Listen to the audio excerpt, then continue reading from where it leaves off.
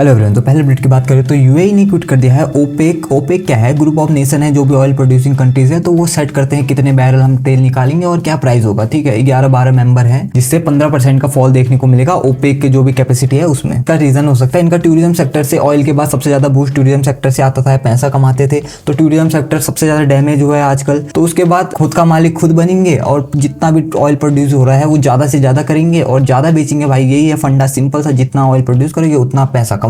और यूएस का प्रेशर भी हो सकता है, ऑयल ज्यादा प्रोड्यूस करेंगे तो प्राइस अपने आप ड्रॉप होना स्टार्ट कर देंगे। तो नीति आयोग ने अनाउंस किया है 30 ट्रिलियन का ग्रोथ प्लान फॉर 2047 और जिसमें एक स्ट्रेटेजी बनाई है जिसके अंदर एमएसएमई सेक्टर है और जो एग्रीकल्चर हो गया, एजुकेशन सेक्टर, जो हेल्थ सेक्टर है उसमें सबसे ज्यादा फोकस दिया जाएगा और जो फार्मर्स हैं उनको डिजिटल एडवाइस दी जाएगी। देखो करंट में हमारा जो जीडीपी है 6 से 7% बढ़ रहा है, तो हमको चाहिए होगा 9 से 10% हर ईयर फॉर 20 ईयर स्ट्रेट, तभी अचीव हो पाएगा। और उसमें भी मैन्युफैक्चरिंग पुश सबसे ज्यादा देना पड़ेगा, एक्सपोर्ट सबसे ज्यादा बढ़ाने पड़ेंगे और जो एआई बहुत चल रहा है उसमें इनोवेशन करके हमको कुछ लाना पड़ेगा वर्ल्ड लेवल पर। तो अगले अपडेट की बात करें तो national stock exchange crosses 13 crore active investor. भाई उसमें से 1 करोड़ पिछले 7 मंथ के अंदर ही आए हैं और जो टोटल अकाउंट है इंडिया में अभी तक 25 करोड़ के करीब है। किसी के मल्टीपल अकाउंट पे होंगे तो वो मिला के 25 करोड़ हो रहे। फाइनेंशियल नॉलेज गेन हो रही है इंडिया में और जितना ज्यादा बढ़ेगा उतना सही है भाई। 13, 14, 15 करोड़ अगर होते हैं तो इंडिया में 10% लोग इन्वेस्ट करते हैं। और इसका हाथ एसआईपी में भी बहुत बड़ा है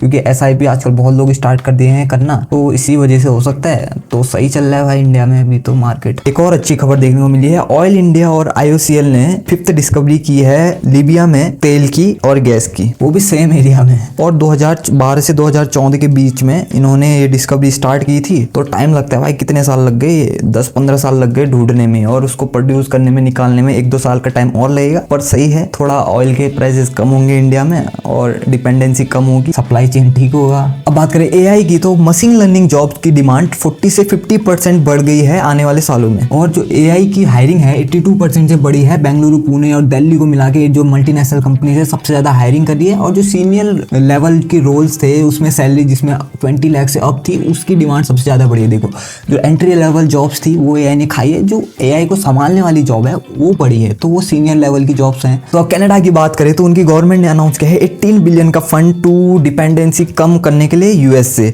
मेरे को सही बताऊं सबसे ज्यादा खुशी होती है जब भी ऐसा कोई देश करता है। ट्रस्ट इश्यू तो बढ़ गए दूसरे कंट्रीज के, भाई कभी भी कुछ भी कर सकता है ये और कुछ भी बोल देता है, मार्केट मैनिपुलेट अलग करता है। तो कनाडा भी ऐसा कर रहा है और जो प्राइवेट कंपनीज है, प्राइवेट इन्वेस्टर है, तो उनके साथ पार्टनरशिप करके जो भी फंड है वो अलग अलग सेक्टर में लगाएगा। तो रिलायंस भी पीछे नहीं है, रिलायंस इंडस्ट्री इन्वेस्ट करने वाली है 1.6 लाख करोड़ इन विशाखापट्टनम एआई डाटा सेंटर्स, जो कि होते हैं $17 बिलियन, जो कि बहुत ज्यादा हैं। 1.5 गीगावाट फैसिलिटीज का एआई फोकस डाटा सेंटर बनेगा ओन सोलर और बैटरी पावर के साथ, यानी कि रिन्यूएबल एनर्जी का पूरा फोकस किया भाई। डैम का कोई जरूरत भी नहीं है। 500 मेगावाट अक्टूबर 2028 तक ये पूरा कर लेगा और जो बचा हुआ है वो 2030 तक कर लेगा। रिलायंस रिन्यूएबल एनर्जी में भी 51,000 करोड़ से भी ज्यादा इन्वेस्ट करने वाला है। गूगल भी कर रहा है विशाखापट्टनम में, गूगल का एआई डाटा सेंटर भी बन रहा है 1 गीगावाट की फैसिलिटी के साथ। $15 बिलियन वो भी इन्वेस्ट कर रहा है, ये भी इन्वेस्ट कर रहे हैं। तो आंध्र प्रदेश जो है वो एआई का हब बनता जा रहा है और उन्होंने अलग अलग कंपनी के साथ भी डील की है भाई डाटा सेंटर बनाने में। टोटल उनके 5.6 गीगावाट का डाटा सेंटर बन जाएगा। तो एनएससी का भी आईपीओ आने वाला है, उसमें 4% से भी ज्यादा स्टेक होंगे, उनके शेयर होल्डर बेचने वाले हैं। 23,000 करोड़ का ये आईपीओ होगा। और एनएससी प्राइवेट कंपनी ओन करती है, गवर्नमेंट नहीं करती है।